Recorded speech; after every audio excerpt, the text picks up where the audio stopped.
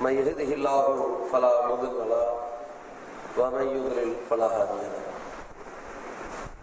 وأشهد أن لا إله إلا الله وحده لا شريك له وأن محمدا عبده ورسوله أما بعد أعوذ بالله من الشيطان الرجيم فمن كان يرجو لقاء ربه فليعمل عملا صالحا ولا يشرك بعبادة ربه أحدا. கண்ணியத்திற்குரிய எல்லாம் வல்ல அல்லாஹ்வின் நல்லடியார்களே, அல்லாஹ்வுடைய கிருபையினால் அவனால் கடமையாக்கப்பட்டிருக்கிற ரமலானுடைய நோன்புகளை ஒவ்வொன்றாக நிறைவு செய்தவர்களாகவும் 1000 மாதங்களை விட சிறந்த இரவை அடைய வேண்டும் என்ற உன்னதமான நோக்கத்திலே 3 இரவுகளில் முயற்சி செய்தவர்களாகவும் நாம் இங்கே ஒன்றுக்குள்ளும் இருக்கின்றோம்.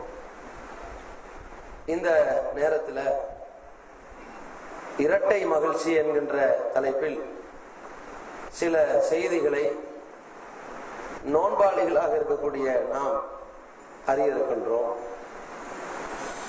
நபிகள் நாயகம் ஸல்லல்லாஹு அலைஹி வஸல்லம் அவர்கள் ரமலான் நோன்பு சம்பந்தமாக பல்வேறு சிறப்புகளை நமக்கு சொன்னார்கள். யார் ரமலானுடைய மாதத்திலே நின்று வணங்குகிறார்களோ அவர்களுடைய முன் சென்ற பாவங்கள் மன்னிக்கப்படுகின்றன என்று சொன்னார்கள். யார் ரமலானிலே நோன்பு வைக்கிறார்களோ அவர்களுடைய முன் பாவங்கள் மன்னிக்கப்படுகின்றன என்றும் சொன்னார்கள். யார் ரமலானுடைய மாதத்தில் லைலத்துல் கத்ர் என்கிற இரவை எதிர்பார்த்து வணங்குகிறார்களோ அவர்களுடைய முன் பாவங்கள் மன்னிக்கப்படுகின்றன என்றும் சொன்னார்கள். அதே போல நோன்பை பற்றிய சிறப்பை அல்லாஹ் சொல்வதாக ரசூலுல்லாஹி ஸல்லல்லாஹு அலைஹி வஸல்லம் அவர்கள் நமக்கு எடுத்து சொன்னார்கள். நோன்பாளி குறித்து அல்லாஹ்வே சொல்கிறான், மற்ற காரியங்களுக்கு வழங்கப்படுகின்ற நன்மைகளை விட நோன்பை பொறுத்தவரை அது எனக்குரியது, நானே அதற்கு நன்மையை கொடுக்கின்றேன். எனக்காக இறைவன் இந்த மனிதன் பகல்ல பட்டினி கிடந்திருக்கிறான், தாகித்திருக்கின்றான், இந்த காரியத்தை செய்திருக்கக்கூடியவனுக்கு நானே அள்ளி வழங்குகிறேன் என்பதாக அல்லாஹ் குறிப்பிடுவதாக ரசூலுல்லாஹி ஸல்லல்லாஹு அலைஹி வஸல்லம் சொன்னாங்க. அந்த வரிசையில நோன்பாளிக்கு 2 மகிழ்ச்சி இருப்பதாக குறிப்பிட்டார்கள். லிஸ்ஸாயிமி ஃபர்ஹத்தான், நோன்பாளிக்கு 2 மகிழ்ச்சிகள் இருக்கின்றது. அதில் ஒன்று ஃபர்ஹத்துன் இன்தல் ஃபித்ரி, நோன்பு திறக்கும் பொழுது ஏற்படுகிற மகிழ்ச்சி என்று சொன்னார்கள். 2வது மகிழ்ச்சி வ இந்த லிகாஇ ரப்பிஹி, இறைவனை சந்திக்கும் போது ஏற்படுகிற மகிழ்ச்சி என்று சொன்னார்கள். இப்ப நோன்பாளி சந்திக்கக்கூடிய 2 மகிழ்ச்சி இருப்பதாக அல்லாஹ்வுடைய தூதர் அவர்கள் குறிப்பிட்டதுல முதல் கட்டமான மகிழ்ச்சிக்கும் 2வது கட்டமான மகிழ்ச்சிக்கும் ஏராளமான வித்தியாசங்கள் இருக்கின்றது. இந்த முதல் கட்ட மகிழ்ச்சியை பொறுத்த வரைக்கும் அல்லாஹ்வுக்காக வேண்டி நோன்பு வைத்திருக்கின்ற மக்களும் அடைவார்கள். பொதுவாக எந்த விதமான கொள்கை கோட்பாடு இல்லாமல் நோன்பு வைத்திருப்பவர்களும் அடைவார்கள். அல்லாஹ்வை மட்டும் கடவுளாக ஏற்றிருக்கக்கூடிய ஒரு ஏகத்துவாதி நோன்பு வைத்தாலும் நோன்பு திறக்கக்கூடிய நேரத்தில் மிகப்பெரிய மகிழ்ச்சி அவனுக்கு இருக்கும்.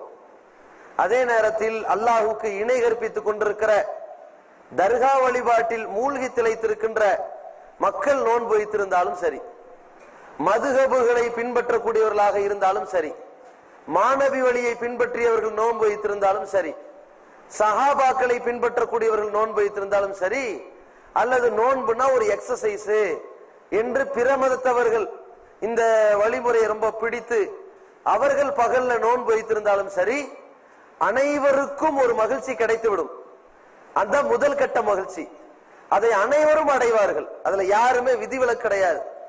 சமுதாயத்தில் 73 கூட்டம்னா 73 கூட்டத்தார்களும் நோன்பு வைத்தால் இந்த பெருமதியான இந்த மகிழ்ச்சியை கண்டிப்பாக அடைவார்கள். அது யதார்த்தமாக நம்ம பார்க்கத்தான் செய்யறோம். ரமலானுடைய காலத்துல நம்ம சஹர் வேளையில நோன்பு வைத்து ஒரு சுபு தொழுது முடித்து விட்டு ஒரு 9-10 மணிக்கு எழுந்திருப்போம். அப்ப கூட பிரச்சனை இருக்காது. அப்பதானே தொடக்கமே, கொஞ்சம் தாக்கத்து இருக்கும். ஒரு 1 மணி 2 மணி லுகர் முடிஞ்சிருச்சுன்னு சொன்னா அவ்வளவுதான், பாதி கண்ணு தெரியாது. கொஞ்சம் நிதானமா தான் நடக்க முடியும். அவசர அவசரமா எந்த காரியத்தையும் செய்ய முடியாது. அசருக்கு பிறகுன்னு வைங்க, இப்ப பாருங்க நம்மளே ஒரு தெளிவா பேச முடிய மாட்டேங்குது, கொஞ்சம் லைட்டா வாய் கொளருது. அந்த மாதிரி தான் ஆகும். ஏன்னா அதுக்கு பிறகு நம்ம கண்ணு முன்னெல்லாம் எதுக்கு கஞ்சி கொட்டுறா மீதே ரொம்ப முகபத்தா இருக்கும். அதுக்கப்புறம் பேரிச்சம்பழம் வச்சாங்களா வைக்கலையா, வடை பஜ்ஜி வச்சிருக்காங்களா, 1 வச்சாங்களா 3 வச்சாங்களா, சட்னி வைக்க மறந்துட்டாங்களா, யார் தட்டுல வச்சாங்க வைக்கல, அதுக்கப்புறம் என்ன இருக்க போகுது, வீட்டுல என்ன சமைச்சிருக்காங்கிற வரைக்கும் பல வகையான கற்பனைகளும் கனவுகளோட அந்த நோன்பை எதிர்பார்ப்போம். இது 1வது நோன்பு இப்படித்தான், 10வது நோன்பு இப்படித்தான், 30லயும் இப்படித்தான் இருப்போம். ஆனா இரவு தொழுகை பாத்தீங்களா, 1வது நோன்புல மட்டும் பரபரப்பான ஒரு கூட்டம் இருக்கும். 3 நாள்ல காணாம போயிடும், அடுத்து 21 தான் வந்து நிற்கும். ஆனா இந்த நோன்புல பட்டினி கிடக்கும் போது மட்டும் அந்த இஃப்தாருடைய வேலையில இருக்கிற ஒரு பரபரப்பு இருக்கு பாருங்க, அது ரொம்ப விறுவிறுப்பா இருக்கும். 6:38 இன்னைக்கு 38. அதுல இந்த 6:30 ஆச்சுன்னு வைங்க, அவன் வாட்சை பத்தி ஆய்வு செய்ய ஆரம்பிச்சிருவாங்க. நம்ம வாட்சில தான் 5 நிமிஷம் ஃபாஸ்ட்னு பார்த்தா இந்த வாட்சில ஏன் ஃபாஸ்டா இருக்கு அல்லது ஸ்லோவா இருக்கு? எல்லா வாட்சும் இப்ப ஸ்லோவா தான் இருக்கும். சகர் நேரத்துல மட்டும் ரொம்ப ஃபாஸ்டா இருக்கும். ஏன்னா 5 மணிக்கு 4:55க்கு 4:40க்கு முடிக்க வேண்டியிருக்குல்ல, 4:35க்கு தான் சாயாவை போட்டு கையில வச்சிருப்போம். பாங்கு சொல்லும் போது கடகடன்னு குடிச்சுக்கிட்டு இருப்போம். அப்ப மட்டும் நம்ம ஓடுற வாட்ச் எல்லாம் பார்த்தோம்னா ரொம்ப ஃபாஸ்டா தெரியும். என்ன இப்பதான் 3:30 எழுப்புன மாதிரியே தெரிஞ்சு 4:15 அப்படின்னு இருக்கும். ஆனா இஃப்தார்ல பார்த்தோம்னு சொன்னா 5:30 இருக்கிறது, நகரவே நகராது. இந்த பெரிய முள்ளுக்கு என்ன ஆச்சுன்னே தெரியாது, நகரவே நகராது. அதுக்கப்புறம் கேட்பேன், உங்க வாட்சில் ஆயிடுச்சு இல்ல உங்க வாட்சில் ஆயிடுச்சு, பாங்கு சொல்ற சத்தம் கேட்கற மாதிரியே இருக்கும். இவனுக்கு அப்படியே அனுகூலத்துல ஏற்படும். அப்ப சொல்லுவாங்க, அது பாங்கு இல்ல பாவா, மதுகபு ஜமாத்துல அசருக்கு சொன்ன பாங்கு, ரொம்ப லேட்டா சொல்றாங்க, அது மகரிப் மாதிரியே தெரியும். இப்படி பல வகையான பதட்டத்துக்கும் எதிர்பார்ப்புக்கும் மத்தியில அந்த நோன்பை திறக்கிற பாருங்க, அது பெரிய மகிழ்ச்சி தான். அந்த மகிழ்ச்சியை பொறுத்த வரைக்கும் அது மனித குலத்திற்கு கண்டிப்பா ஏற்படும். மனுஷன்னா அந்த இயல்பு ஏற்படும். ஆனா அதை கூட இன்னைக்கு கொடுமையாக்கி வச்சுட்டாங்க. எப்படி நோன்பு திறக்கிறத ரொம்ப விரைவுபடுத்தும் ரசூலுல்லாஹி ஸல்லல்லாஹு அலைஹி வஸல்லம் சொன்னாங்க. மக்கள் நன்மையில் இருக்கிறார்கள். எப்ப மா அஜ்ஜலுல் ஃபித்ர், நோன்பு திறப்பதை விரைவுபடுத்தணும். இப்ப நமக்கு கரெக்டா 38க்கு நோன்புனா 38க்கு திறந்துடணும். அந்த மாதிரி விரைவுபடுத்துறதை விட்டுட்டு இதுல அரசியலாக்கி 38க்கு பதிலா 40ல பேணுதலாம். இது காலையில இருந்து பட்டினி கிடந்தோம்ல, பேணுதலாம், இன்னும் ஒரு 5 நிமிஷம் பட்டினி கிட, அப்படி 43 ஆக்கி 45 ஆக்கி, அப்புறம் அரசியல்வாதிகளை கூப்பிட்டு அவன் நோம்பே வச்சிருக்க மாட்டான். அவன் பிரச்சனை இல்லை, அவன் 7 மணி 8 வரைக்கும் கூட பொறுமையா இருப்பான். அவனுக்கு முன்னாடி என்ன பண்ணுவாரு, ஒருத்தர் வரவேற்புரை நிகழ்த்துவாரு, 50 ஆகி போயிடும். அப்புறம் ஒருத்தர் முன்னுரை நிகழ்த்துவாரு, ஒருத்தர் தலைமை உரை நிகழ்த்துவாரு, அப்புறம் சிறப்புரை நிகழ்த்துவாரு, அப்புறம் இஃப்தாரு கஞ்சி குடிக்கன்னு சொல்லுவாங்க. எப்ப 7:30க்கு, இவனுக்கே 7:30 ஆயிரம் வயது, பகல் முழுக்க பட்டினி கிடந்து எவ்வளவு பெரிய விஷயம். அப்ப இது மாதிரி மனித இயல்பை தாண்டி சில பாவங்களை செய்து கொண்டிருக்கிறார்கள். அல்லாஹ்வுடைய மார்க்கத்துல அல்லாஹ் நமக்கு ரொம்ப எளிமையை நாடி இருக்கிறான். நமக்கு இறைவனுக்காக வேண்டி பகல் முழுவதும் பட்டினி கிடந்ததுனால ரசூலுல்லாஹி ஸல்லல்லாஹு அலைஹி வஸல்லம் சொன்னாங்க, நோன்பு திறக்கிறத கரெக்டா செஞ்சிடணும். அப்ப இந்த நோன்பு திறக்கக்கூடிய நேரத்தில் நாம் அடைகிற மகிழ்ச்சி என்பது கண்டிப்பாக அனைவரும் அடைவார்கள். அதுல அல்லாஹ்வை நம்பியவனும் சரி, சரியா நம்பாதவனும் சரி, பாவம் செய்தவனும் சரி, செய்ய பயப்படுபவனும் சரி, எல்லா தரப்பு மக்களும் நோன்பு வைக்கிற பொழுது, நோன்பை திறக்கிற நேரத்தில் மகிழ்ச்சியை அடைந்தே தீர்வார்கள். ஆனால் இந்த 2வது மகிழ்ச்சி இருக்கு பாருங்க, அதுலதான் நிறைய வித்தியாசம் இருக்கிறது. இந்த 2வது மகிழ்ச்சி என்பது அல்லாஹுவை சந்திக்கும் போது பெறுகிற மகிழ்ச்சி. அந்த மகிழ்ச்சியில எல்லா நோன்பாளியும் போய் அதை அடைய மாட்டார்கள். எல்லா நோன்பாளியும் அந்த மகிழ்ச்சியை அடைய வேண்டும் என்றால் அதற்கு சில தகுதிகள் இருக்கிறது. அல்லாஹுவை நாளை மறுமை நாள்ல இந்த வானம், பூமி, சூரியன், சந்திரன் மற்றும் பல கோள்கள், மலைகள், மரம், செடி, கொடிகள் அனைத்தும் ஒரு நாளில் அழிக்கப்படும். அழிக்கப்பட்ட பிறகு அனைத்து மக்களும் உயிர் கொடுத்து எழுப்பப்படுவார்கள். இறைவன் முன்னால் விசாரணை நடைபெறும். இறைவனுக்கு முன்னிலையிலே நடைபெறுகிற அந்த விசாரணைக்கு பிறகு தீர்ப்பு வழங்கப்படும். சொர்க்கவாசிகள் சொர்க்கத்தில் நுழைவார்கள், நரகவாசிகள் நரகத்திலே நுழைவார்கள். இந்த மாதிரி ஒரு நிகழ்வு நடக்கக்கூடிய நேரத்தில் சொர்க்கவாசிகள் சொர்க்கத்தில் நுழைந்து அல்லாஹ்வை நேரடியாக சந்திப்பார்கள். அப்படி சந்திக்கும் பொழுது மிகுந்த மகிழ்ச்சிக்கு ஆளாவார்கள். அந்த மகிழ்ச்சியை அடைய வேண்டும் என்றால் நாம அல்லாஹ்வை சந்திக்க வேண்டும். அல்லாஹ்வை சந்திக்க வேண்டும் என்றால் அதற்கென்று சில தகுதிகளை மார்க்கம் நமக்கு சொல்லுகிறது. அது என்ன தகுதி? முதல் தகுதி, நம்ம அல்லாஹ்வை சந்திக்க வேண்டும் என்று ஆசைப்படணும். அதான் ஃபர்ஸ்ட் தகுதி. ரசூலுல்லாஹி ஸல்லல்லாஹு அலைஹி வஸல்லம் அவர்கள் சொன்னார்கள், மன் அஹப்ப லிகா அல்லாஹி அஹப்பல்லாஹு லிகாஹு. யார் அல்லாஹ்வை சந்திக்க வேண்டும் என்று ஆசைப்படுகிறார்களோ அவனை சந்திக்க வேண்டும் என்று அல்லாஹ்வும் ஆசைப்படுவான். மன் கரிஹ லிகா அல்லாஹி. யார் அல்லாஹ்வை சந்திப்பதை வெறுக்கிறார்களோ கரிஹல்லாஹு லிகாஹு. அவனை சந்திப்பதற்கு அல்லாஹ் வெறுக்கிறான். இது ரசூலுல்லாஹி ஸல்லல்லாஹு அலைஹி வஸல்லம் சொல்றாங்க. இப்போ ஒரு மனிதன் ஒரு முதலாளியை சந்திக்க ஆசைப்படுவான். எப்ப? ஒரு மாத காலம் வேலை செய்து விசுவாசமாக நடந்து நம்பிக்கைக்குரியவனாக இருந்து ஒரு மாதம் கழித்து அந்த முதலாளி இப்ப வெளிநாட்டுல வரப்போறாரு, நமக்கு சம்பளம் தரப்போறாரு, நம்முடைய நேர்மையும் நாணயத்தையும் நம்ம சராசரியான சுறுசுறுப்பான வேலையையும் விவேகத்தையும் பார்த்து நமக்கு அதிகமான சம்பளத்தை கூட, பேசி வச்ச சம்பளத்தை விட அதிகமாக கூட தருவாரு என்று எதிர்பார்த்து காத்துக்கிட்டு இருப்பான். இவன் முதலாளியின் சந்திப்பை இவன் எதிர்பார்த்தான். முதலாளி என்ன பாப்பாரு? பரவாயில்ல, நாம வேலைக்கு வச்ச ஆட்கள் இவன் கொஞ்சம் உருப்படியா இருக்கிறான், சுறுசுறுப்பா இருக்கிறான், கை சுத்தமா இருக்குது, நேர்மையா நடந்திருக்கிறாங்க, அவனை போய் பார்த்துட்டு கொஞ்சம் நம்ம சொன்னதை விட கொஞ்சம் கூட கொடுத்தா நல்லா தான் இருக்கும் என்று இவனும் எதிர்பார்ப்பான். இது நடக்கும் யதார்த்தமா. இதே கெட்டவனா இருந்தா என்ன செய்வான்? ஒருத்தன் போய் வேலை பார்த்துருக்கிறான், வேலை பார்க்கிற இடத்துல கை சுத்தம் இல்லை, அங்கங்க கை வச்சுட்டான், எடுத்து மடியில போட்டுக்கிட்டான், திருடி இருக்கிறான், விசுவாசம் இல்ல, நம்பிக்கை துரோகம், ஏற்கனவே வாங்கின கடனை அடைக்கல. இந்த மாதிரி நேரத்துல முதலாளி சந்திக்க ஆசைப்படுவானா? இவன் ஆசைப்பட மாட்டான், வெறுப்பான். அவர் மூஞ்சில முழிச்சோம்னா என்ன கடனை கேட்டாருன்னா, என்னடா திருடனு கள்ளங்களும் கையங்களும் பிடிச்சிட்டாருன்னா இப்படின்னு யோசிச்சு யோசிச்சு பயந்துகிட்டு இன்னொரு ஆள்கிட்ட சொல்லி அனுப்புவான், நீங்க போங்க, என் சார்பில் ஏதாவது கொடுத்து அனுப்பிச்சா எனக்கு வாங்கிட்டு வாங்கன்னு சொல்லி அனுப்பி விட்டுருவான். இவன் போக மாட்டான். அதே மாதிரி அவன் என்ன வைப்பான்? வரட்டும், அவனை ஒரு வழி பண்றேன் அவன் வெறுத்து காத்துக்கிட்டு இருப்பான்.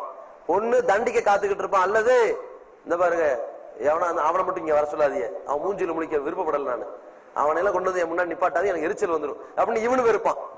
இதான் முதலாளி. அது மாதிரி அல்லாஹ் என்ன செய்யறான்னா, தன்னை எதிர்பார்த்து தன்னை நம்பி தனக்கு இணை வைக்காம தன்னை மட்டுமே வணங்கி அதற்காக பல சோதனைகளை சந்திச்சு என்னை சந்திக்க வரான் பாருங்க, அவனை நான் சந்திக்கணும் முதல்ல. அப்படிப்பட்ட நபர்களை சந்திக்கிறதுக்கு நான் தயாரா இருக்கிறேன் என்று அல்லாஹ் ஆசைப்பட்டு காத்து கொண்டே இருப்பான். அதே போல பாவியா இருந்தான்னு வைங்க, அல்லாஹ் சந்திக்க மாட்டான். எந்த அளவிற்கு? அல்லாஹ் தன் திருமறை குர்ஆனிலே குறிப்பிடுகின்றான், இன்னா நசீனாக்கும் ஃபதூகு அஸாபுல் குல்த். நீங்கள் நிரந்தரமான தண்டனையை போய் சுவைத்துக் கொள்ளுங்கள், நாம் உங்களை மறந்து விட்டோம், ஏறெடுத்தும் பார்க்க மாட்டோம். ஏன்? ஃபதூகு பிமா நசீத்தும் லிகா யௌமிக்கும் ஹாதா. இந்த நாளை சந்திப்பதை நீங்கள் வெறுத்தீர்கள், கண்டும் காணாமல் இருந்தீர்கள், அதை நடக்காது போன்று மறந்தும் விட்டீர்கள். எனவே உங்களை எல்லாம் நானும் மறந்துட்டேன், உங்களை ஏறெடுத்தும் பார்க்க மாட்டேன், கண்டும் காணாமல் விட்டுருவேன் என்று அல்லாஹ் ரப்பல் ஆலமீன் நரகவாசிகளை அவர்களை ஏறெடுத்தும் பார்க்காமல் விட்டு விடுவதாக சொல்கிறான்.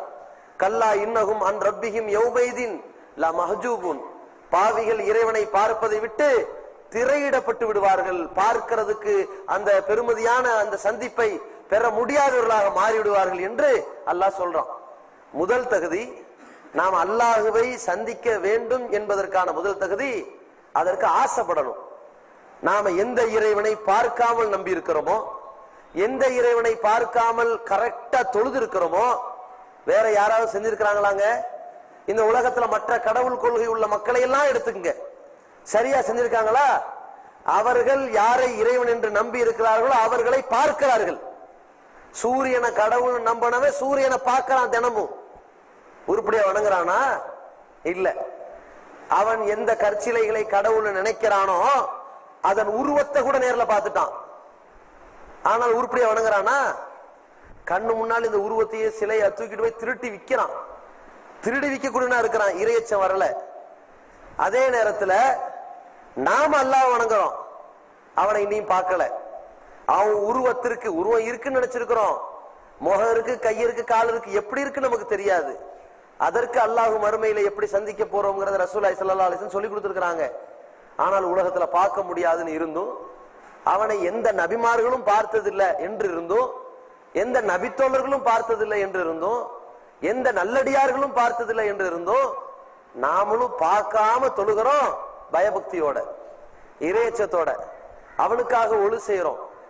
அந்த ஒழுவை விட, நம்ம ஜக்காத்து கொடுப்பதை விட, நம்முடைய ஹஜ்ஜை விட நாம் நிறைவேற்றுகிற நோன்பு இருக்கு பாருங்க, அதுல கூடுதலான இறையச்சத்தோடு இருக்கிறோம். எந்த அளவிற்கு நாம் தவறு செய்வதற்கு அதிகமான வாய்ப்பு இருந்தும் தவறு செய்யாமல் பேணுகிற ஒரு இபாதத்து நோன்பாகத்தான் இருக்கிறது. தொழுகையில கூட இது மாதிரி இல்லை. தொழுகையில் என்ன பண்றோம், அல்லாஹ்வுன்னு கை கட்டிட்டு நமக்கு அல்ஹம்து சூராவுடைய அர்த்தம் தெரியத்தான் செய்யும். ஆனா அர்த்தத்தை ஒன்று மாதிரி நம்ம ஓத மாட்டோம், வேகமா ஓதிடுவோம். துணை சூரா வேகமா ஓதுவோம், 2 ரக்காத்தை வேகமா முடிப்போம். தொழுகை 2 ரக்காத்துலயுமே குடும்பத்தை பத்தி கவலையா தான் இருக்கும், இறைவனை பத்தி நினைப்பே இருக்காது. ஆனால் தான தர்மம் செய்யற இடத்துல கூட, அதை கொடுக்கிற இடத்துல ஒரு தயாள குணம் பெருசா வராது. நோம்புல பாருங்க, நம்ம வீட்டுல இருப்போம், பெண்கள் சமைத்து கொண்டிருப்பார்கள், ஆண்கள் ஒரு கடையில கூட இருப்பாங்க, அவங்க கண்ணு முன்னாடி உணவு இருக்கும், விரும்பிய மாதிரி பதார்த்தங்கள் இருக்கும். நோம்பு தானே, ஒரு நோம்பு தானே, எடுத்து வாயில போட்டா என்னன்னு யாரும் நினைக்க மாட்டோம். சாயங்காலம் ஆகி போச்சு இல்ல, இனி 1 மணி நேரம் தானே, சரி ஒரு கொஞ்சம் ஒரே ஒரு வாய் மட்டும் வாயில போட்டா என்ன பெரிய குற்றமாயிருது அப்படின்னு யாராவது நினைக்கிறோமா? பகிரங்கமா நினைக்காம இருக்கிறது பொதுவான இறையச்சம். அது ஈஸி. எல்லாருக்கும் முன்னாடி யாரும் சாப்பிட போறதில்ல, தண்ணி குடிக்க போறது இல்ல. தனித்து இருக்கும்போது எவ்வளவு தவிப்பா இருந்தாலும் கொஞ்சம் பொறுத்துக்கிறோமா இல்லையா? சமைக்கக்கூடிய பெண்கள் உணவை லைட்டா விடு வாயில வச்சு உப்பு இருக்கா உரப்பு இருக்கான்னு வச்சுட்டு துப்பிடலாம், அது தப்பு கிடையாது, நோம்பு முடியாது. ஆனா அதை கூட செய்யறதுக்கு பயப்படுறாங்களா இல்லையா? அப்ப எவ்வளவு இறையச்சம் வருது. அந்த மாதிரி ஒரு நோன்பை அல்லாஹ்வுக்காண்டி வைக்கிறோம். அந்த இறைவன் நேரில் பார்த்துட்டோமா? பார்க்கல. என் இறைவன் எப்படி இருப்பான் என்று கூட பார்க்காமல் நாம் இறைவனுக்காக பசித்திருக்கிறோம், பட்டினி கிடந்திருக்கிறோம், தாகித்திருக்கிறோம். அப்படிப்பட்ட நிலையில அல்லாஹ்வை சந்திக்கக்கூடிய நேரத்துல நாம் எவ்வளவு மகிழ்ச்சியா இருக்க போறோம். இந்த உலகத்துல இறைவனை பார்க்காமல் இறைவனுக்காக வேண்டி பயபக்தியோடு அமல் செய்தவர்களை அல்லாஹ் என்ன செய்வான், பார்க்கணும்னு ஆசைப்படுவான். அவர்கள் வரட்டும் என் முன்னாடி, என்ன சந்திக்கணும், நான் அவர்களை சந்தித்தே தீர்வேன் என்று எதிர்பார்த்து காத்து கொண்டிருக்கிறான். அப்ப முதல் தகுதியாக நாம் இறைவனை சந்திக்க வேண்டும் என்றால் அந்த சந்திப்பை நேசிக்கக்கூடியவர்களாக இருக்கணும். இரண்டாவது தகுதி, ரசூலுல்லாஹி ஸல்லல்லாஹு அலைஹி வஸல்லம் அவர்கள் இந்த இரண்டாவது தகுதியை சொல்றாங்க. இறை வசனத்தை ஓதித்தான் சொல்கிறார்கள். மன் கான யர்ஜூ லிகா ரப்பிஹி, யார் அல்லாஹ்வை சந்திக்க வேண்டும் என்று ஆசைப்படுகிறார்களோ, ஃபல் யாமல் அமலன் சாலிஹா, அவர்கள் நற்காரியங்கள் புரியட்டும். வலா யுஷ்ரிக் பி இபாதத்தி ரப்பிஹி அஹதா, தனது இறைவனது வணக்க வழிபாட்டில் யாரையும் இணை கற்பிக்காமல் இருக்கட்டும். இந்த 2 முக்கியமான தகுதியை அல்லாஹ்வுடைய இறை வசனத்தின்படி ரசூலுல்லாஹி ஸல்லல்லாஹு அலைஹி வஸல்லம் சொன்னாங்க. முக்கியமான முதல் தகுதி என்ன? ஏகத்துவம். நம்ம இறைவனுக்கு இணை கற்பித்து விடக் கூடாது. இரண்டாவது தகுதி என்ன? நல்ல அமல்கள். நாம் இறைவனுக்கு இணை கற்பிக்காதவர்களாக இருந்தால் மட்டும்தான் இறைவனை சந்திக்க முடியும். அதோடு சேர்த்து நல்ல அமல்கள் செய்தால் மட்டும்தான் இறைவனை உடனடியாக சந்திக்க முடியும். இந்த 2 நமக்கு தேவை, நம்பிக்கை, செயல்பாடு. அதனால் தான் மறுமையை நம்பாதவர்களை பற்றி, பொய்யர்களை பற்றி, காஃபிர்களை பற்றி இறைவன் குர்ஆனிலே குறிப்பிடுகின்றான். ஃபலா சத்தக வலா சல்லா, அவன் இறைவனை நம்பவும் இல்லை தொழுகவும் இல்லை. வலாக்கின், மாறாக என்ன செய்து கொண்டிருந்தான்? கஸ்ஸப வதவல்லா, இந்த மார்க்கத்தை, மறுமையை, இறைவனை, இந்த வேதத்தை, தூதர்களை, மலக்குமார்களை பொய்யென கருதி புறக்கணித்து போய் கொண்டிருந்தான் அப்படிங்கிற அல்லாஹ். அப்போ இஸ்லாம் இறைவனை சந்திப்பதற்கு வைக்கின்ற முக்கியமான நிபந்தனைகள்ல ஒன்று ஏகத்துவம். அல்லாஹ்வை மட்டும்தான் கடவுள்னு நினைத்தவன், நம்பியவன் அல்லாஹ்வை சந்திப்பான். அல்லாஹ் அல்லாதவர்களை கடவுள்னு நினைச்சிட்டான், அவன் அல்லாஹ்வை சந்திக்க மாட்டான், மத்தவனை சந்திப்பான். இதாங்க லாஜிக்கு, இதான் நியாயமும் கூட. எப்படி அல்லாஹ் மறுமை நாளை நியாய தீர்ப்பு நாள் வச்சிருக்கிறான், வாக்குறுதி நிறைவேற்றப்படும் நாளும் வச்சிருக்கிறான். அதனால அல்லாஹ் அனைவருக்கும் நியாய தீர்ப்பு வழங்குவான். எப்படி சூரியனை கடவுள் நம்புனான்ல, அந்த சூரியனை போய் பார்க்கணும்ல, அவன் அதை பார்க்க முடியும். மறுமை நாள்ல இறைவன் அதற்கு ஏற்பாடு செய்வான். எப்படி ஏற்பாடு செய்வான்? மறுமையில் எல்லோரும் எழுப்பப்பட்டதற்கு பிறகு சில காட்சிகள் நடக்கும். முதல்ல மூமீன்கள், இறை நம்பிக்கையாளர்கள் விசாரணை கிடையாது.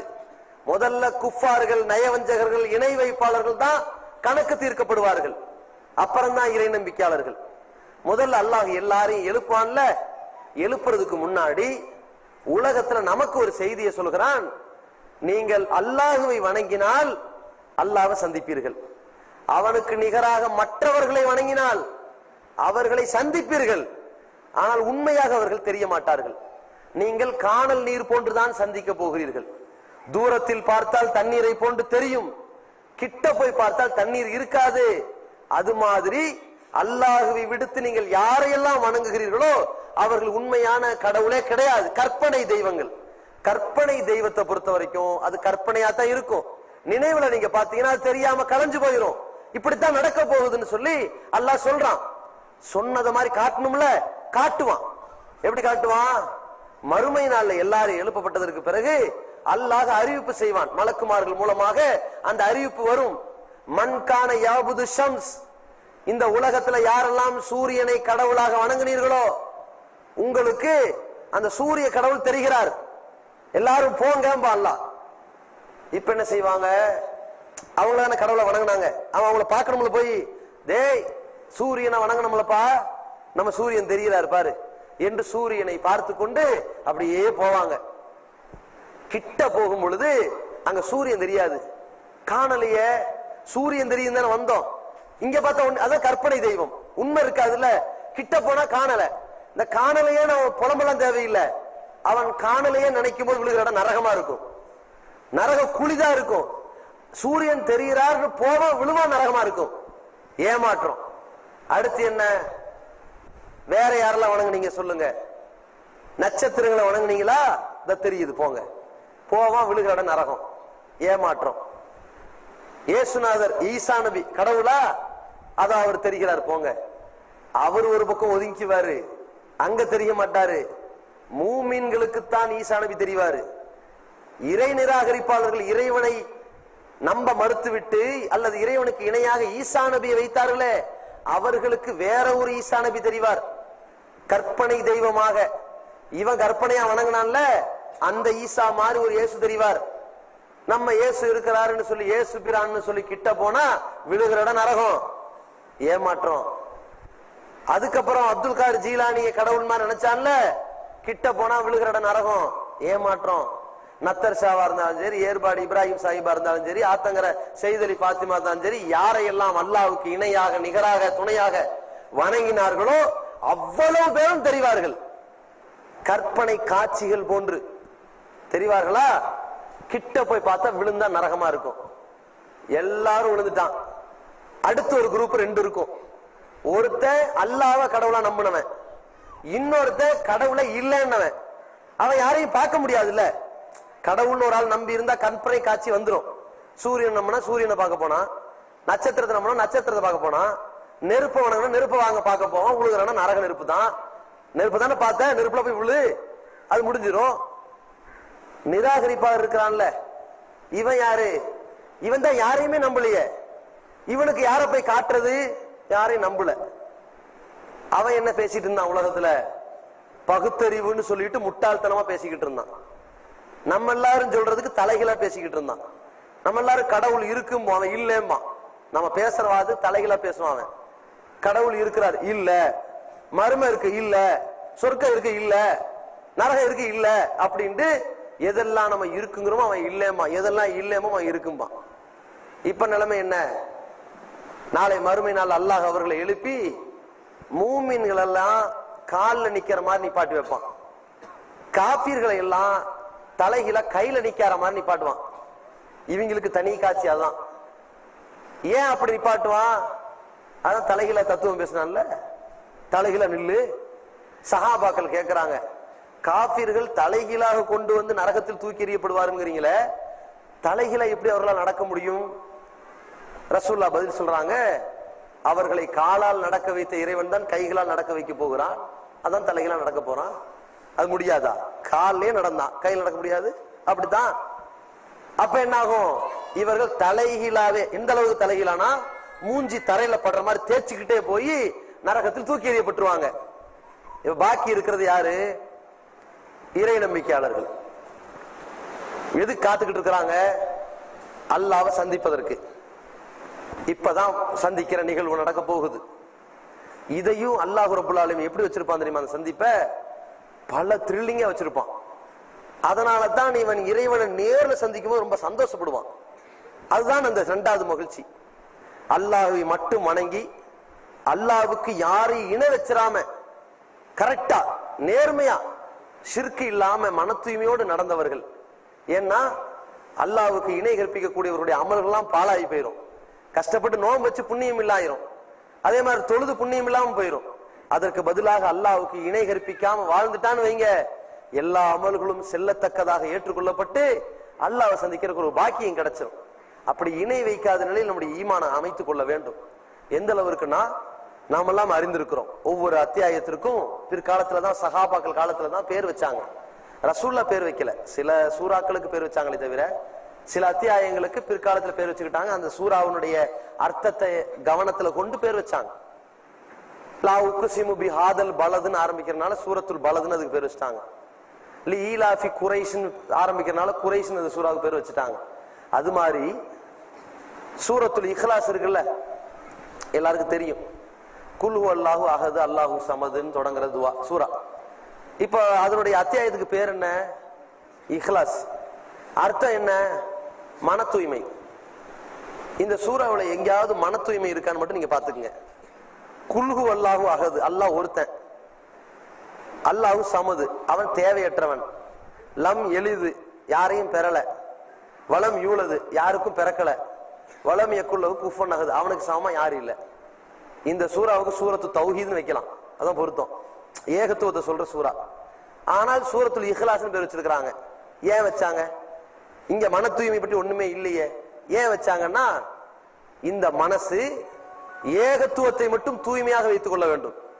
எப்ப இந்த ஏகத்துவ கொள்கையில அல்லாஹ் ஒருவன் இருந்தா அது தூய்மையா இருக்குன்னு அர்த்தம். உள்ளம் அல்லாஹ் பல பேர்னா இப்ப அழுக்காயிருச்சுன்னு அர்த்தம். சரியா? அல்லாஹ் தேவைகள் அற்றவன் சொன்னா தூய்மையா இருக்குது. அல்லாஹ் தேவை உள்ளவன்னா தூய்மை உடைஞ்சிருச்சு. அல்லாஹ் யாரையும் பெக்கலன்னு சொன்னா தூய்மையா இருக்குது. அல்லாஹ்வுக்கு புள்ளை இருக்குன்னு சொன்னா அங்க அழுக்கு ஏற்பட்டுருச்சு.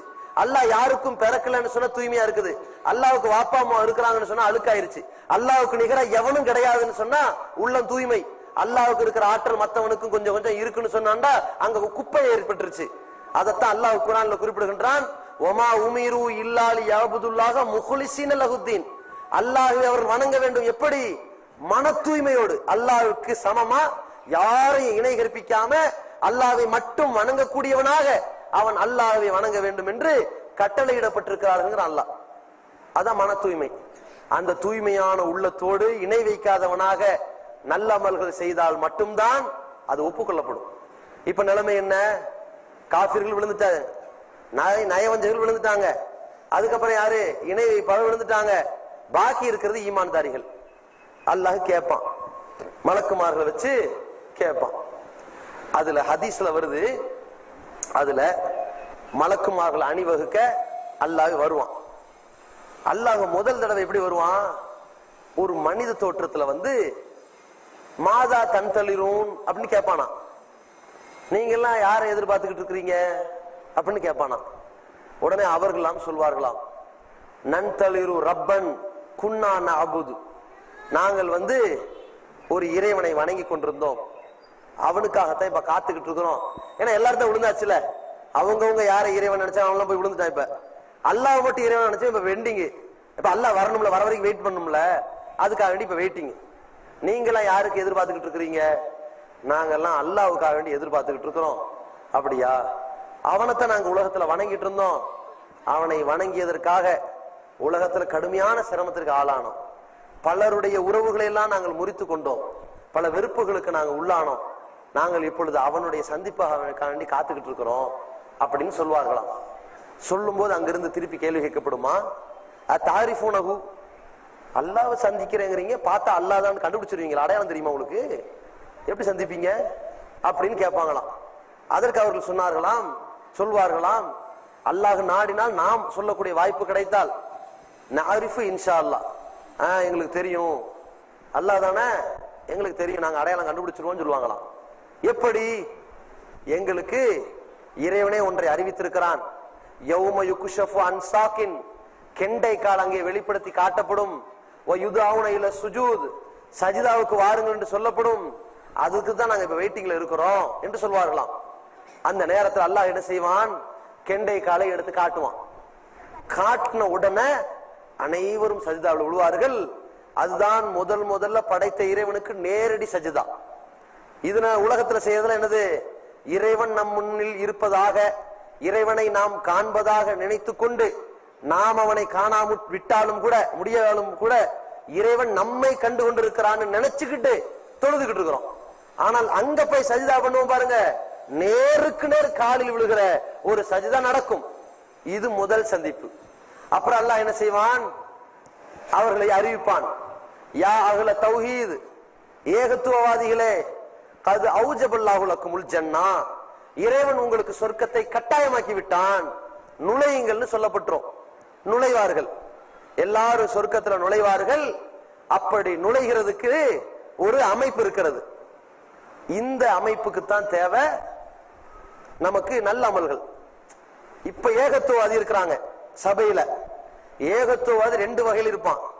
ஒருத்தன் வலது கை, நன்மையின் எடை கூடி போயிரும், ஒருத்தனுக்கு நன்மை எடை குறைஞ்சு போயிரும், அவன் நரகத்துக்கு எடுத்து விழுந்துருவான். எப்படி போவான், நன்மையின் எடை குறைஞ்சது நடிப்புல நரகத்துக்கு போயிருவான். இப்ப என்ன, ஒருத்தன் தௌஹீத்வாதியா இருப்பான், ஒரு தொழுகை அவன்கிட்ட இருந்திருக்காது, இணை வைக்கல, அவ்வளவுதான். அப்ப அவன் என்ன பண்றது, உடனே சொர்க்கத்துக்கு போக முடியும். அப்ப அல்லாஹ் என்ன செய்வான், அவர்களுக்கெல்லாம் கொஞ்சம் கணக்கு தீர்க்க வேண்டியிருக்கு, நரகத்துல விழுந்து பிறகுதான் சொர்க்கம். இப்ப அடுத்து யார் இருக்கிறா, பாக்கி 100க்கு 100 எடுத்தவன் டைரக்டா போக வேண்டியிருக்குது, சொர்க்கத்துக்கு போகணும். அதுக்கு முன்னாடி 80, 70, 40, 50, 60, 51 இந்த பக்கம் வலதுசாரிகள், 49 இடதுசாரிகள், எல்லாம் நரகம் தான். இப்ப 50ல இருந்து 51, 60, 65, 70, 100 வரைக்கும் இருக்கான்ல, இப்ப இவங்க தான் சொர்க்கத்துக்கு போறாங்க. எப்படி போறாங்க, இதற்கு அடுத்த ஒரு காட்சி இருக்கு. சொர்க்கத்துக்கு போறதா இருந்தா நரகத்துக்கு மேல சிராத்துன்னு ஒரு பாலம் இருக்குது, அதை கடந்துதான் சொர்க்கத்துக்கு போக முடியும். ரசூலுல்லாஹி ஸல்லல்லாஹு அலைஹி சொல்லிட்டாங்க. இந்த சிராத்துடைய பாலத்தை எப்படி கடக்க முடியும், அல்லாஹ்வுடைய தூதரவர்கள் சொல்றாங்க, யார் நிறைய அமல்களை செய்திருப்பார்களே ஆனால் அவர்கள் இந்த சொர்க்கத்திற்கு செல்வதற்காக இந்த சிராத்துடைய பாலத்தை கடக்கிற பொழுது அவர்கள் புயல் காற்றை விட வேகமாக, இடி மின்னலை விட வேகமாக கடந்து விடுவார்கள். இடி எப்படி அடிக்குது, டமால் அடிச்சு முடிஞ்சிடும். அது மாதிரி இங்க தொடங்கினா போய் சேர்ந்துருவான். அது மாதிரி இருக்குமா? ரசூலுல்லாஹி ஸல்லல்லாஹு அலைஹி சொல்றாங்க, உலகம் முழுவதும் அனைத்து நபிமார்களுக்கு பின்னால் அவங்கவங்க உம்மத்து இருக்கும். அதற்கு பிறகு எனக்கு பின்னிலையில் தான் உலக மாந்தர்கள் அனைவரும், அதுல ஏகத்துவவாதிகள் அனைவரும் இருக்க போகிறார்கள், எல்லா இறை தூதரும் இருப்பார்கள். நான் தான் முதல்ல சிராத்துடைய பாலத்துல கால் வைக்கிறவனா இருப்பேன். அந்த நேரத்துல என்னிடத்தில் யாரு பரிந்துரைக்கு வந்துடாதீங்க, என்னால் உங்க யாருக்கும் சொர்க்கத்தை எல்லாம் வாங்கி தர முடியாது. கணக்கு எடை போடப்பட்டு கொண்டிருக்கிற வேளையிலும், கௌசர் தடாகத்துல நீர் கொடுத்து கொண்டிருக்கும் வேளையிலும், சிராத்துடைய பாலத்தில் பாதம் வைக்கிற வேளையிலும் யாரு என்கிட்ட பரிந்துரைக்கு வந்துடாதீங்க, என்னால செய்ய முடியாது. ரசூலுல்லாஹி ஸல்லல்லாஹு அலைஹி வஸல்லம் சொல்றாங்க.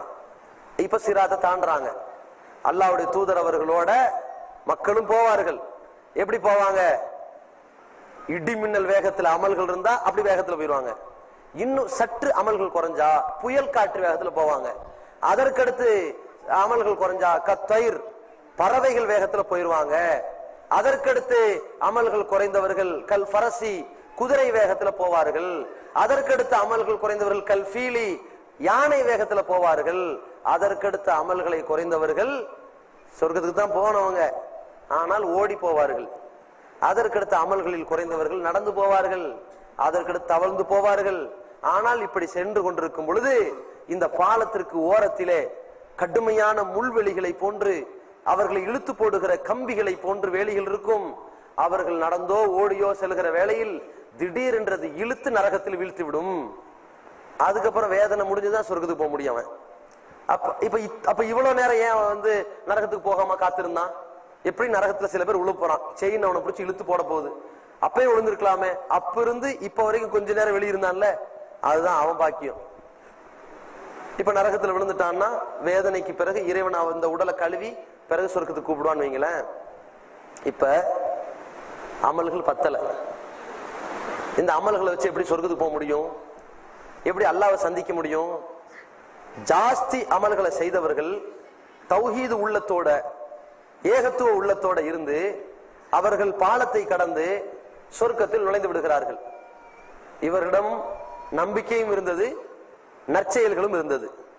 நல்லமல்களும் நம்பிக்கையும் இருந்ததால் சுவனத்தில் நுழைந்தவுடனேயே எல்லா வகையான இன்பங்களையும் சந்திப்பார்கள், ரொம்ப மகிழ்ச்சியாக இருப்பார்கள். அப்பொழுது எல்லாத்தையும் சந்திச்சுக்கிட்டு இருக்கிறோம், பரவாயில்ல, பெரிய பாக்கியம் கிடைச்சிருக்கு, நரகத்துக்கு போகாம அல்லாஹ் நம்மளை காப்பாத்திட்டான், ரொம்ப மகிழ்ச்சியாக இருக்கும் பொழுது அல்லாஹ் அங்க வருவான். அவர்கள்ட்ட கேட்பான், சொர்க்கவாசிகளே, இந்த சொர்க்கத்துல உங்களுக்கு எல்லாம் போதுமானதா இருந்துச்சா? இப்படி கேட்பான். ஆனா அல்லாஹ் விருந்து உபசரிக்கிறான்ல, அது உலகத்துல எவனாலும் முடியாது. அப்படி உபசரிப்பு இருக்கும். நமக்கு என்ன கண்டாலும் கற்பனைக்கு ஏற்ற மாதிரி இது மாறி போயிடும். ஒரு ஆள் என்ன பண்றாரு, இப்ப நம்ம பெண்கள் இருக்காங்க, எத்தனையோ துணி வகைகள் எடுக்க போறாங்க, வருஷம் விதவிதமா இப்ப மாறி போச்சு. இப்ப சுடிதாரா, அதுல ஏகப்பட்ட ஸ்டைல் வந்துருச்சா. இப்ப என்ன சொல்றாங்க, தபாங்குங்கிறாங்களா, லெகன் காங்கிறாங்களா, டெகல் காங்கிறாங்களா, என்னென்னமோ பேர் இப்ப வந்துருச்சா. இப்ப இந்த பேர் தான் முக்கியம். அங்க சொர்க்கத்துல அந்த பஞ்சாயத்து இல்ல. ஏன்னா இப்ப உங்களுக்கு ஒரு சைஸ பாத்துருப்பாங்க, இந்த சைஸ்ல, இந்த கலர்ல, இந்த டிசைன்ல எங்கேயுமே இல்ல துணி. ஆனா இது வேற பேட்டர்ன்ல இருக்கான்னு தேடுவாங்க, கிடைக்காது. ஒரு நாள் ஃபுல்லா தேடி முடித்தாது, நோன்பு காலத்துல மவுத்தா போயிருவாங்க, அந்த அளவுக்கு இருக்கும். தேடின துணி கிடைக்காது. அப்படியே ஒரு துணியை காலைல 12 மணிக்கு போய் சாயங்காலம் 4 மணிக்கு வாங்கிட்டு வீட்டுக்கு வந்துட்டாங்கன்னு வைங்க, அடுத்து நைட்டு ஏங்க என்னமா கெட்ட கனவு கண்டையா? கெட்ட கனவுலாம் இல்ல, பொருத்தம் இல்லாத மாதிரியே தெரியுது, எத்தனை நாள் வரைக்கும் கொடுத்தா திருப்பி எடுத்துக்குவான்னு கேட்பாங்க. அதுக்கப்புறம் போய் திருப்பி வேற வாங்கிட்டு வரணும்ல, இப்படியே ஓடும். சொர்க்கத்துல அந்த பிரச்சனையெல்லாம் இல்ல. திடீர்னு ஒரு சுடிதாரை பாக்கணுமா, இது அந்த பேட்டர்ல இருந்தானே இருந்துரும், என்ன வேணுங்கிற எல்லாமே கிடைக்கும். அந்த மாதிரியான ஒரு கடலாக அல்லாஹ் ரப்பல் ஆலமீன் பெரிய குதூகலமான வாழ்க்கை. அங்க மன சோர்வு வராது, மன கஷ்டம் வராது, சோம்பேறித்தனம் வராது, வேர்வை வராது, துர்நாற்றம் வராது, சளி வராது, எதுவுமே வராதுங்க. மனுஷன் எதிலிருந்து சற்று விலக நினைக்கிறானோ எதுவும் வராது. அந்த மாதிரியான ஒரு வாழ்க்கையில போய் நிம்மதியா இருப்பாங்க. அப்படி ஒரு உபசரிப்புல இருந்துகிட்டு அல்லாஹ் கேட்பானா, சொர்க்கவாசிகளே, சொர்க்கத்துல உங்களுக்கு வழங்கப்பட்ட வசதிகள்ல எப்படி போதுமா, இல்ல ஏதாவது உங்களுக்கு தேவைப்படுதா? இப்படி கேட்பானா. என்ன தேவையில்லைங்கிற என்ன மாதிரி இருக்குது, அதுல போய் நமக்கு என்ன அடுத்து தேவை இருக்கும் சொல்லுங்க. சில உலகத்திலேயே சில விருந்தாளிகள் எப்படி இருக்கிறான், சாதாரண அளவுல அவனே என்ன பண்ணுவான்னா பெரிய அளவு கூட செய்ய மாட்டான். ஒரு ஆள் உட்காண்டாருவீங்க, ஃபர்ஸ்ட் கொஞ்சம் பிரியாணியை கொடுத்துட்டு எங்க சார்பா சாப்பிடுங்க மாறு, ஓரளவுக்கு வயிறு வரைக்கும் நினைஞ்சிரும். இன்னொரு ஆள் வருவாரு, என்ன கொஞ்சமா வச்சிருக்கிறீங்க, வர வர நீங்க சரியாவே சாப்பிடறது இல்ல அப்படின்னு ஏன் சார்பா சாப்பிடுனா அவரு உள்ள அள்ளி வைப்பாரு, அது தொண்டை வரைக்கும் நிறைஞ்சு போயிடும். இன்னொருத்தர் வருவாரு, இங்க பாருங்க மறந்துடாதீங்க, உங்களுக்காக தான் அந்த சில்லி பொரிச்சு வச்சிருக்கும்பா. ஏன்டா இதை ஃபர்ஸ்டே சொல்லக்கூடாது, இது புதுசா இருக்கும் இப்ப. அதுக்கப்புறம் இன்னொரு மெனு வருது, சரி எல்லாம் முடிஞ்சு, சவர்மா சாப்பிடறீங்களா அப்படிம்பாங்க. அது வேறையா, இது இப்ப ஃபர்ஸ்டே சொல்லக்கூடாதா, இதை குறைச்சிருப்பேன், இது இப்பதான் குறைவான்னு சாப்பிட்டுருக்கேன், என்ன பெரிய சாப்பிட்டிய, வளர்ற புள்ள, எப்போ 45 வயசுலயும் வளர்ற புள்ள. உபசரிப்புன்னு வந்துட்டா இது மாதிரி கொடுத்துக்கிட்டே இருப்பாங்க. அதுக்கப்புறம் சரி சரி வாங்க, உங்களுக்கு கஸ்டர்டு 2 ஜக்ல வச்சிருக்கிறேன்மா. 2 ஜக்கு எதுக்குங்க, நோம்புக்கு இவர் குடிக்க போறோம். கஸ்டர்டு ஒரு பக்கம் இருக்கும், அப்புறம் ஜூஸ் இருக்கும். கடைசியா சொல்லுவான், என்னமோ போங்க, நீங்க எல்லாம் முன்ன மாதிரியே இல்ல, என்ன சொல்ல வரிய, வர வர எங்க வீட்டுல சரியாவே சாப்பிடுறது. ஏண்டா 4 நாள் சோத தின்றுக்கிறான் இவன், இப்படிதான் பேசுவாங்க. சில விருந்து உபசரிக்கிறவங்க அதே மாதிரி அந்த பண்பு இருக்கா இல்லையா? அல்லாஹ் ரப்பல் ஆலமீன் இதாவது 1-2 வேளை சோத்த ஒரு வேளை சாப்பிட்டுக்கணும், அல்லாஹ் கொடுத்திருக்கிறது எண்ணி மாளாது. அப்படிப்பட்ட உயர்தரமான இடத்துல வச்சு கடுமையான கண்ணியப்படுத்தி எதுவுமே இல்லைங்கிற அளவுல இந்த மனிதன் திருப்தி அடையக்கூடிய வகையில வைத்துக் கொண்டு அப்புறம் அல்லாஹ் கேட்பான், இதுல போதுமா இருந்துச்சா ஏதாவது வேணுமாண்டு. அதை சந்திக்கும் போது மனுஷன் சொல்லுவான், இறைவா நரகத்திலிருந்து எங்களை காப்பாத்தினீல, இதை விட எங்களுக்கு என்ன ஒரு பொக்கிஷம் வேணும், இதுவே எங்களுக்கு போதுமானதா இருக்குன்னு காத்துக்கிட்டு இருக்கும் பொழுது தபாரக வ தஆலா, அப்பொழுதுதான் தன்னுடைய முகத்தை அந்த சொர்க்கவாசியில் காட்டுவான். பார்த்துட்டு மகிழ்ச்சியில் ஒரு சஜிதாவில் விழுந்துருவாங்களாம். அப்படியே ரொம்ப மகிழ்ச்சியில திளைத்துரும். எப்படிப்பட்ட முகம், இந்த ஒரு பூரிப்பான ஒரு மகிழ்ச்சி அடைவார்களே, இதை கொள்கைவாதியாக, இணை வைக்காதவனாக, அல்லாஹ்வுக்கு அஞ்சியவனாக, நிறைய அமல்கள் செய்தவனாக ஒரு நோன்பாளியாக இருந்தால் இந்த இரண்டாவது மகிழ்ச்சி அடைவான். இல்லைன்னு வைங்க, அடைய மாட்டான். அப்ப இந்த இரண்டாவது மகிழ்ச்சிக்கு நம்ம அடித்தளம் என்ன தேவை? ஏகத்துவம் இப்ப இருக்கு. இப்ப எல்லார்ட்டையும் அல்லாஹ்வுடைய கிருபையினால ஏகத்துவம் இருக்கு. அமல்கள் எங்க? அது இருக்கணும்ல. நமக்கு சரியான ஒரு பயிற்சி கிழமை இந்த நோன்பு தாங்க. நோன்பு மாதிரி பவர்ஃபுல்லான ஒரு பல சந்தர்ப்பங்களை ஏற்படுத்தி கொடுக்கிற, நல்ல வாய்ப்புகளை உண்டாகி கொடுக்கிற ஒரு இபாதத்து வேற இபாதத்து கிடையாது. எப்படி நம்ம தொழுகிறோம்ல, தொழுகிற நேரத்துல நோன்பு கூட வராது, ரமலான் வராது. தொழுகை காலகட்டத்துல, மற்ற காலத்துல தொழுவோம்ல, அப்ப ரமலான் வருமா? வராது. ஜக்காத்து வசதி இருந்தா தான் வரும். அதே நேரத்துல ஹஜ் இருக்குது. ஹஜ் செஞ்சுக்கிட்டு இருக்கும்போது நோன்பு வைக்க முடியுமா? முடியாது. ஹஜ் செய்யற நேரத்துல அரஃபா நோன்பு கூட வைக்க முடியாதுல்ல. நோன்புங்கிற இபாதத்தை அனுபவிக்க முடியாது ஹஜ் டைம்ல. இப்படி ஒரு இபாதத்தை செய்யும் போது 2-3 இபாதத்துக்கு அங்க அடிபடும். அந்த இபாதத்துல எதையும் சேர்க்க இயலாது. தொழுகையில சில நேரத்துல நோன்பை சேர்க்க இயலாது, ஜக்காத்துல இருக்கும்போது ஹஜ்ஜை சேர்க்க இயலாது, ஹஜ்ஜில் இருக்கும்போது ஜக்காத்தை சேர்க்க இயலாது. சில பேருக்கு அப்படி அமைஞ்சு போயிடும். சில பேருக்கு ஹஜ்ஜும் செய்ய முடியும், ஜக்காத்தும் கொடுக்க முடியும்னா, தொழுகவும் முடியும்னா, உபரியான தர்மமும் செய்ய முடியும்னா நோன்பு வைக்க முடியாது. ஒண்ணு கேப் ஆயிரும். ஆனா நோன்பை பொறுத்த வரைக்கும் அந்த இபாதத்தை செய்யும் பொழுது எல்லா இபாதத்தையும் செய்ய முடியும். ஒருத்தர் நோன்பு வைக்கிறான், நோன்பு காலத்துல தொழுகையும் செய்வான். நோன்பு காலத்துல சக்காத்து கொடுக்குற வசதி இருந்தா சக்காத்து கொடுப்பான், இல்லைண்டா ஃபித்ராவு கொடுப்பான். சரியா? தர்மம் செஞ்சிருவான். அதே மாதிரி நோன்பு காலத்துல பாவ மன்னிப்பு தேடுவான், பிரார்த்தனை செய்வான், நன்மையான காரியத்தை நன்மை ஏவி தீமையை தடுப்பான். நான் நோன்பாளின்னு சண்டை சச்சரவுல ஒதுங்குவான். நோன்பு வச்சிருக்கிறோம், கெட்ட பேச்சு பேசக்கூடாதுன்னு கொஞ்சம் எச்சரிக்கையோட இருப்பான், இறையச்சத்தோட நடப்பான். இறைவன் திருக்குரான்ல சூரத்துல் ஃபாத்திஹாவிலிருந்து சூரத்துல் நாஸ் வரைக்கும் என்னவெல்லாம் சொல்லி வச்சிருக்கிறானோ அத்தனை அறிவுரைகளையும் ஒரு மனிதன்ட்ட பார்க்க முடியும்னா நோன்பாளிட்ட பாத்திரலாங்க. எல்லா கட்டளைகளையும் இவன்ட்ட தெரியும். நன்மையை ஏவறது இருந்து, தீமையை தடுக்கிறதுல இருந்து, உண்மை பேசுறது இருந்து, பொய்யிலிருந்து விலகிறதுல இருந்து, ஏமாத்தக்கூடாதுன்னு விலகிறதுல இருந்து எல்லாமே ஒரு சரியான நோன்பாளிட்ட வந்துடும். அப்ப நம்ம நினைக்கலாம், நோன்பாளி தர்மம் செய்வான், நோன்பாளி தொழுவான், நோன்பாளி எல்லாம் செய்வான், ஹஜ் எப்படி செய்வான்ட்டு. ரமலான்ல நோன்பாளி போய் ஹஜ் செஞ்சான்னா, நோன்பாளி போய் உம்ரா செஞ்சான்னா ஹஜ்ஜுடைய கூலியும் கிடைச்சு போயிடும். ஹஜ்ஜையும் இழுத்து விட்டுரும். இப்ப என்ன இல்ல, அதிகபட்சம் குர்பானி தானே இல்ல, அதுதான் ஒரு மாசம் ஃபுல்லா நடக்குதுல குர்பானி, அதுவும் வந்துருச்சு. இப்ப அல்லாஹ் வேண்டி அறுத்து பலியிடுறான்ல, தானும் சாப்பிட்டு பிறருக்கும் உணவு கொடுக்குறான்ல இஃப்தாருக்கு. இப்படி நோன்பாளி செய்யக்கூடிய எல்லா இபாதத்துகளையும் இழுத்து போட்டு செய்யக்கூடிய வகையில இந்த நோன்பு காலம் வந்ததுனால அல்லாஹ் சொல்கிறான், இல்ல அல்லக்கும் தத்தக்கும், நீங்கள் இறையச்சம் உடையவர்களாக ஆவதற்கு தான் இந்த நோன்பு கடமை. அந்த நோன்பு அப்படி நம்மளை மாத்திரும். அப்படிப்பட்ட ஒரு வாய்ப்பையும் பாக்கியத்தையும் இந்த இபாதத்தில் நம்ம பயன்படுத்தி கொள்வோமையானால் இது சரியான பயிற்சி ஆயுள் காலம் வரை கொண்டு வரணும். அந்த பயிற்சியில நாம எடுக்க வேண்டிய முதல் பயிற்சி என்னவா இருக்கு தெரியுங்களா? இந்த நோன்புல இருந்து நான் கரெக்டா உண்மை பேச கத்துக்கிட்டேன், பொய்யிலிருந்து விலக கத்துக்கிட்டேன், தர்மம் செய்ய கத்துக்கிட்டேன் என்றெல்லாம் பயிற்சி எடுப்பதை விட இந்த நோன்புல இருந்து 5 வேளை உருப்படியா தொழுகை கத்துக்கிட்டேன்னு எடுத்துக்குவோம். அதை மட்டும் எடுத்து பாருங்க. தொழுகைக்கு இன்னொரு பவர் இருக்கிறது. அது என்ன செய்யும்?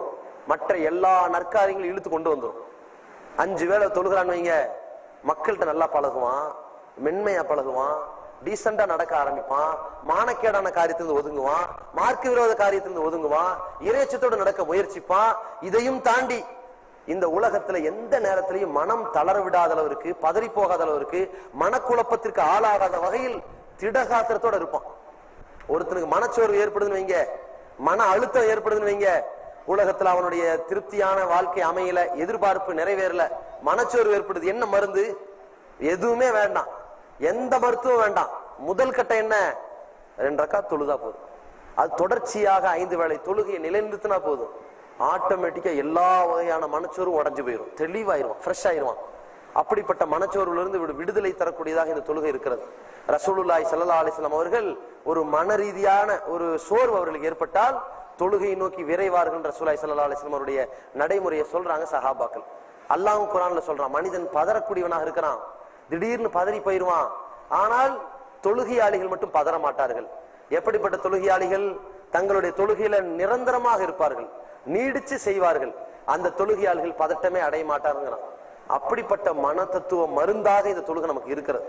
எந்த அளவு இருக்குன்னா, இன்னைக்கு மன அழுத்தத்துக்கு தீர்வு தருகிறோம்னு சொல்லி சைக்காலஜி டாக்டர் எல்லாம் இருக்கிறான்ல, அவனை போய் சந்திக்கணும். இப்போ ஒருத்தன் பைத்தியக்காரனே ஆயிட்டான், அவன் முடியாது, அவன் மருத்துவம்லாம் செஞ்சு தான் வரணும். ஒருத்தன் தொடக்க நிலையில் இருக்கிறான். தொடக்க நிலையில இருக்கிறதெல்லாம் அடுத்தவன் சொல்லி தெரிய வேண்டாம், நமக்கே தெரிஞ்சு போயிடும். நம்மளே எப்படி நடக்கிறோம், நம்ம எப்படி பேசுறோம், எப்படி நிதானமாக தான் செயல்படுறோமான்ட்டு அவன் நிலைமையை அவனுக்கு புரியும். நம்ம சில வேணும்னு மறக்கிறோமா, தெரியாம மறந்துடுறோமான்னு தெரியல. அப்ப ஏதோ ஒரு டிசார்டர் ஆயிடுச்சு. ஒவ்வொரு மனிதனுக்கும் ஒரு டிசார்டர் ஏற்படும். ஆண்களுக்கு ஏற்படுகிற டிசார்டர் மனச்சோர்வாயி கடுமையான டென்ஷனாகி அடிக்கிற அளவுக்கு ஆகிறது ஒரு டிசார்டர். இன்னொரு வகையான டிசார்டர் என்னன்னா, யார்கிட்டையும் பேசாம உடம்பு சரியில்லாம வீட்டுல அப்படி அமைதியா இருந்துருவான். இப்படி ஒரு டிசார்டர் ஏற்படும். பெண்களுக்கு ஏற்படுகிற அதிகமான மன அழுத்தம் ஒண்ணு பலவீனம் தான். நெஞ்சு வலி வந்துடும் உடனே. அந்த பலவீனம் ஏற்பட்டு ஸ்ட்ரெஸ் அதிகமாகி நெஞ்சில் ஒரு பதட்டம் ஆயிரும். இப்ப கணவன் ரொம்ப சிரிக்கிற மாதிரி ஒரு சம்பவத்தை ஏதாவது சொல்லி மகிழ்ச்சி விட்டுட்டாருன்னு வைங்களேன், இந்த நெஞ்சு அப்படி விசாலம் அடைஞ்ச மாதிரியும், நிறைய காத்து உள்ள போயிட்டு வெளியே வந்த மாதிரியும், மூச்சு நல்லா சுவாச பயிற்சி கிடைச்ச மாதிரியும் பயங்கரமான ஒரு சிரிப்பு ஏற்பட சரியாகவும் போயிடும். அதெல்லாம் இந்த பெண்களுக்கு ஏற்படுற பாதிப்பு. ஆண்களுக்கு இப்படி இருக்கு. இதுக்கு என்ன மருந்து? டாக்டர் கூட்டிட்டு போறேன். இவன் ஏற்கனவே இப்ப பதட்டமா தான் இருக்கிறான். டாக்டர்கிட்ட கூட்டிட்டு போய் 10 மணிக்கு அப்பாயின்மெண்ட். இவன் 9 மணிக்கு உட்கார்ந்துருப்பான் பாருங்க. அந்த வரிசையில் அந்த சேர்ல உட்கார்ந்து இருக்கும் மூஞ்சியை பார்த்தாலே ஒரு கணக்கு இருக்கும். எப்படி இருக்கும்? ஒருத்தர் திடீர்னு எந்திரிச்சு நடப்பான், திடீர்னு தண்ணி எடுத்து குடிப்பான்.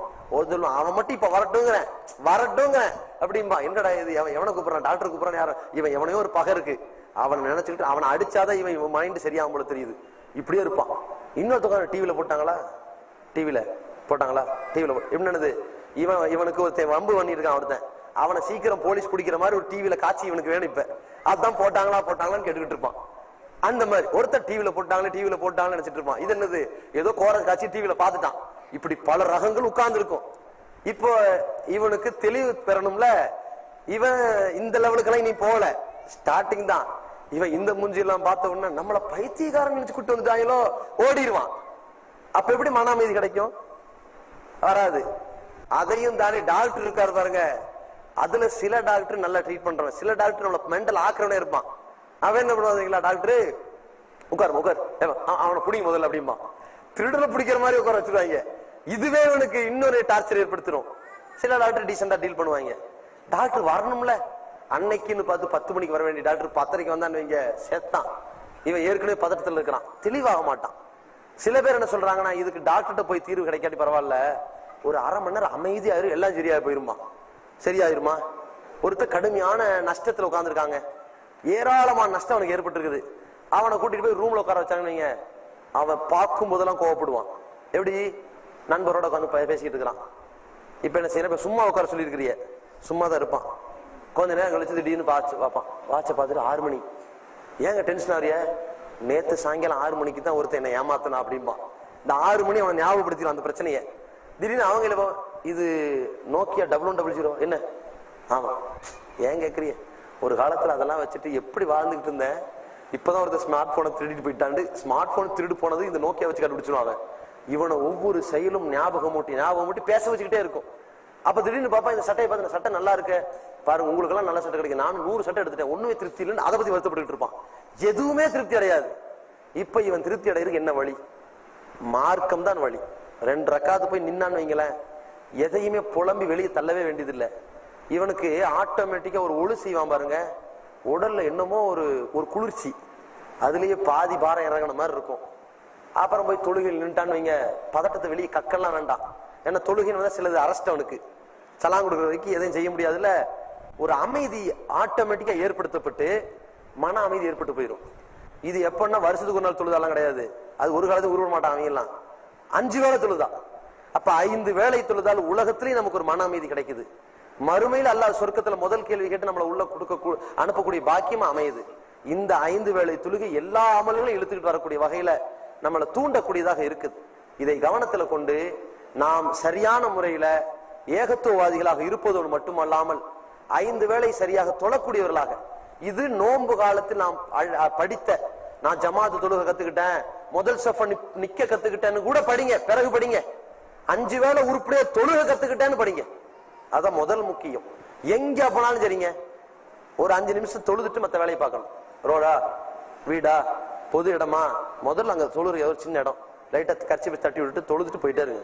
கடமையை முடிச்சிருங்க. நம்ம அப்படி போகணும். அந்த மாதிரி தொழுகையை நிலைநிறுத்தணும்னா ஆட்டோமேட்டிக்கா எல்லா நற்காரியங்களும் நம்மளோட சேர்ந்து வந்து நிற்கும். அதன் மூலமாக நாளை மறுமையில இறைவனை சந்திக்கிற பொழுது நேரடியாக சொர்க்கத்திற்கு நுழையக்கூடிய பாக்கியத்தில் விரைந்து போகக்கூடிய ஒரு பாக்கியமாக அது அமையும். அது நமக்கு ஒரு மிகுந்த மகிழ்ச்சியை ஏற்படுத்தும் என்பதை கவனத்தில் வைத்துக் கொள்ள வேண்டும். வல்ல இறைவன் உங்களையும் என்னையும் நாளை மறுமையிலே சூரியனை பார்த்தும் சந்திரனை பார்த்தும் நட்சத்திரங்களை பார்த்தும் நல்லடியார்கள் என்ற பெயரால் கற்பனை தெய்வங்களையும் மகான்களையும் பார்த்தும் இணை கற்பி தெய்வங்களை சிலைகளை பார்த்தும் மற்றும் இந்த நபிமார்களை கடவுளாக்கியவர்கள் அவர்களை பார்த்தும் நரக படுகொலியில் விழக்கூடிய ஏமாற்றம் அடையக்கூடியவர்களுக்கு மத்தியில கடவுள் இருக்கிறான் என்றும் இல்லை என்றும் நடித்துக் கொண்டிருக்கிற நயவஞ்சகர்கள் நரகப்படுகொலியில் தூக்கி எறியப்படக்கூடிய காட்சிகளுக்கு மத்தியில, காபிர்கள் தலைகீழாக முகம் குப்புற நரகத்தில் தூக்கி எறியப்படுகிற காட்சிகளுக்கு மத்தியில ஏகத்துவவாதிகளாக இருந்து இறைவனின் கெண்டை காலை பார்த்து சஜிதா செய்யக்கூடியவர்களாக பிறகு விரைந்து சொர்க்கத்தில் நுழைவதற்கான ஒரு பாக்கியத்தை பெற்று சிராத்துடைய பாலத்தில் விரைந்து கடந்து சொர்க்கத்தில் சென்று படைத்த இறைவனை சந்திக்கக்கூடிய பாக்கியத்தை, ரையான் என்கின்ற சொர்க்கத்தில் நுழையக்கூடிய பாக்கியத்தை, அதன் மூலம் மிகுந்த மகிழ்ச்சி அடையக்கூடிய ஒரு வாய்ப்பினை வல்ல ரஹ்மான் நம் அனைவருக்கும் தந்தருள்வானாக.